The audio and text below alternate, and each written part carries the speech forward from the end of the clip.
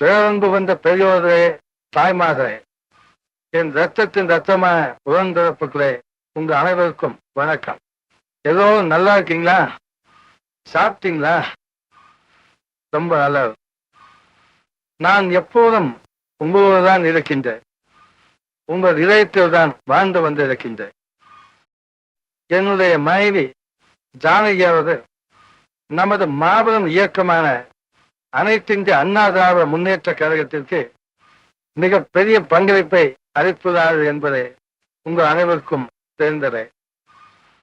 என் மனைவியின் 100ஆண்டு விழாவில் என் ரத்தத்தின் ரத்தமான உடன்பிறப்புகள் அனைவரும் ஒன்று சேர்ந்து அவர்களுக்காக விழா எடுத்தது, அதுவும் மாபெரும் விழா எடுத்தது எனக்கு மிகவும் பெருமையாக இருக்கின்றது.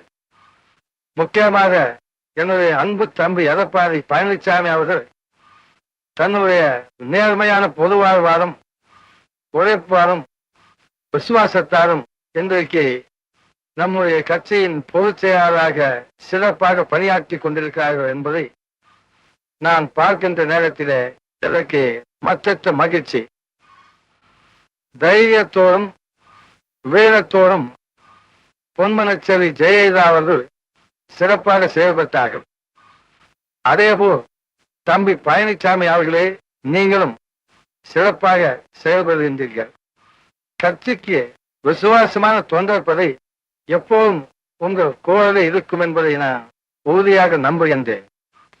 நான் தொடங்கிய இந்த மாபெரும் இயக்கம் எந்த ஒரு தேர்தல் வந்தாலும் அனைவரும் ஒருமித்த கருத்தோடு உழைத்து தேர்தல் பணியாற்றி மாபெரும் வெற்றியை தேடித் தருவீர்கள் என்று நான் நிச்சயமாக நம்புகின்றேன்.